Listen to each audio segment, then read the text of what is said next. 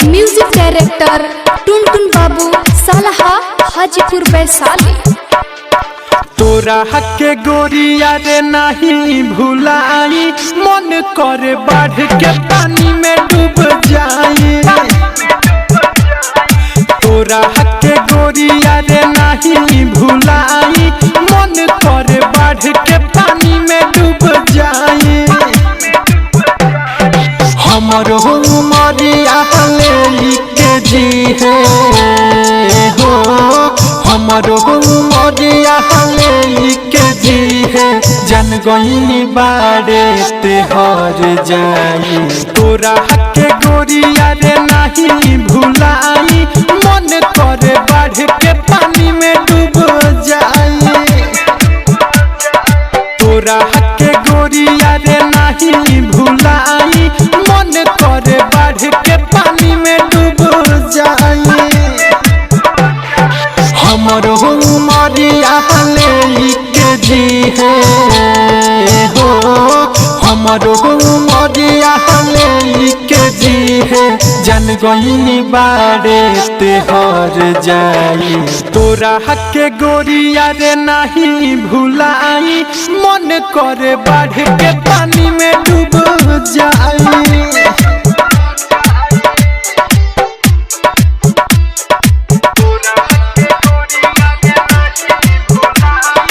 Music director Tuntun Babu Salha Hajipur Vaishali. Music director Tuntun Babu Salha Hajipur Vaishali.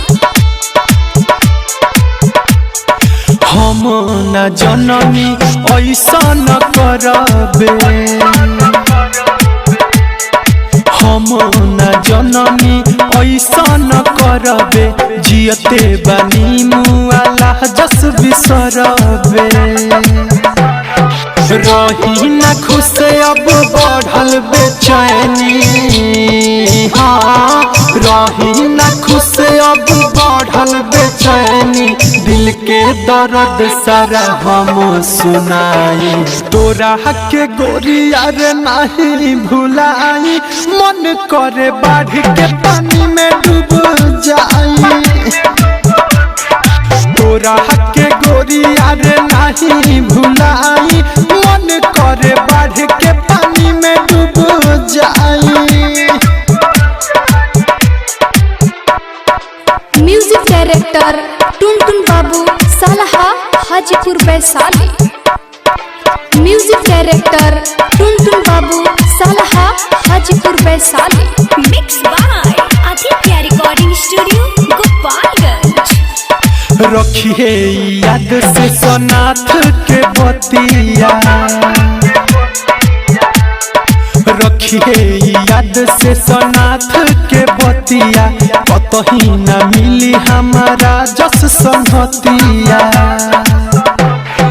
जब के हो दिलवा सुनले दुखाई हो, जब के हो दिलवा सुनले दुखाई, तब दीपकवा के याद आई। तोरा हके गोरिया रे नहीं भुलाई, मन करे बढ़ के पानी में डूब जाई। तोरा हके गोरिया रे नहीं भुलाई, मन करे बढ़ के पानी में डूब जाई। हमर उमरिया लेके जी है हो, हमर उमरिया लेके जी है, जन गईनी बारे ते हर जाई। तोरा हके गोरिया रे नहीं भुलाई, मन करे बढ़ के पानी में डूब जाई। तोरा हके गोरिया रे नहीं भुलाई, मन करे बढ़ के पानी में डूब जाई।